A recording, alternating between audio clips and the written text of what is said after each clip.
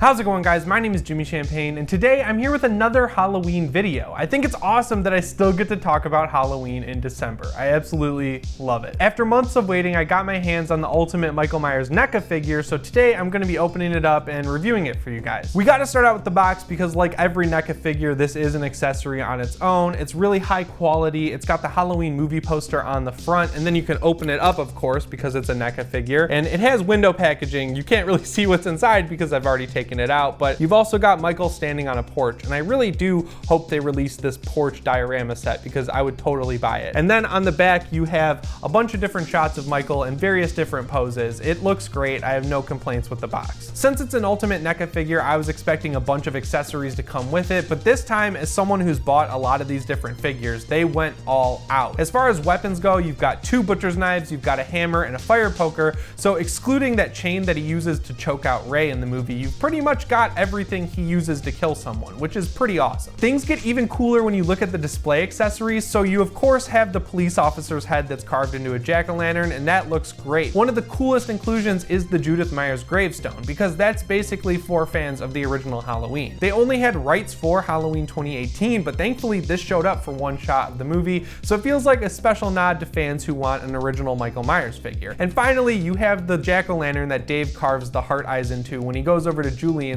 down Vicky. It looks great on its own, but when you press in the head, it lights up with orange LEDs, and it looks awesome. I'm so excited about this. I saw that NECA was experimenting with LED lights this year, and I was like, great, that's more stuff for their production line to screw up, but this jack-o'-lantern looks awesome. It seriously exceeds my expectations. Finally, you have another Michael Myers head that's easier to tilt, and you have a few different sets of hands. Now, that's not abnormal for a NECA figure, but it does have one unique hand that has two fingers blown off by Laurie's shotgun. Again, they went above and beyond with this figure, and I love it. As someone who's beginning to collect these NECA Ultimate figures, the thing I want to focus on first is that his weight is distributed perfectly so he can stand up in pretty much any position without a stand. That's a really hot commodity with these things. I collected a few of them, and the reason they move around so much in the back of my desk between videos is because if I hit my desk wrong or move my mouse a little too hard, they just fall over. The color and the paint on everything from his jumpsuit to his mask also looks great. I really appreciate that if you look really close on one of the heads, you can actually see two little blue eyes painted onto the head underneath the mask, which is a nice touch that they really didn't have to do. The other head is just painted black, and I feel like they could have done that with both heads and it would have been fine. But again,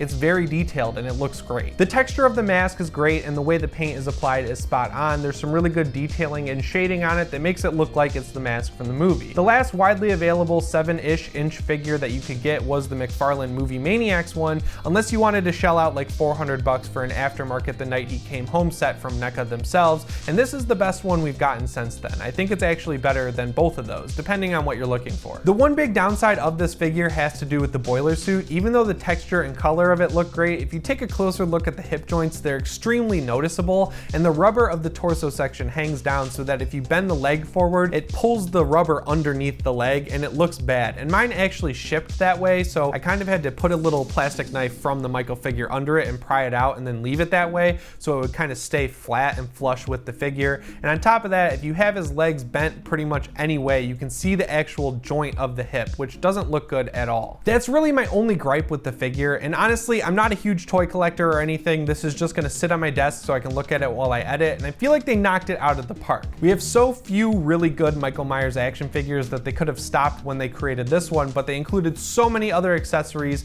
that are just great for big fans of the movie like me. And that's why I'm doing this. The movie made a huge impact on my life, and I really wanted to have something I could put on my desk and look at and remember all of the awesome times that I've had this year thanks to the movie, and that's exactly what I got here. So I really do think it's worth the money that you're gonna pay for it. Anyway, guys, that's what I thought of the Ultimate Michael Myers figure. If you pick this up for yourself, let me know what you think of it down in the comments below. And now I'm gonna answer some of your comments from the last Halloween video. The one thing I always keep in mind when I see comments like this is that opinions are subjective, and it really does suck when you dislike something that everyone else likes. I know that everyone watching this has been in that situation, but I also feel like this comment is super reductive to what this Halloween sequel was. It really did feel like a successor to the original Halloween over 40 years later, and that was a monumental task to take on. And even if they made a mediocre movie that still felt as good as this one did, I feel like it would have been a success. But to me, this is one of my favorite movies of the year, if not my favorite movie of the year, so I'm gonna disagree with you on this one here. If you stuck around after the credits of this year's Halloween Halloween, there wasn't a stinger or a teaser or anything, but you did get to hear Michael breathing, which lets us know that he's still alive out there somewhere. Now, that was originally supposed to be the ending of the movie before they changed it, and I feel like it would have worked better if they kept that before the credits. That's just my opinion though, so let me know what yours is down in the comments. I see this comment a lot on my videos, but I've also seen articles written about it, and what people don't understand about this year's Halloween is that Michael isn't hunting Laurie. Laurie is hunting Michael. The only reason they cross paths is because she knows he's going to escape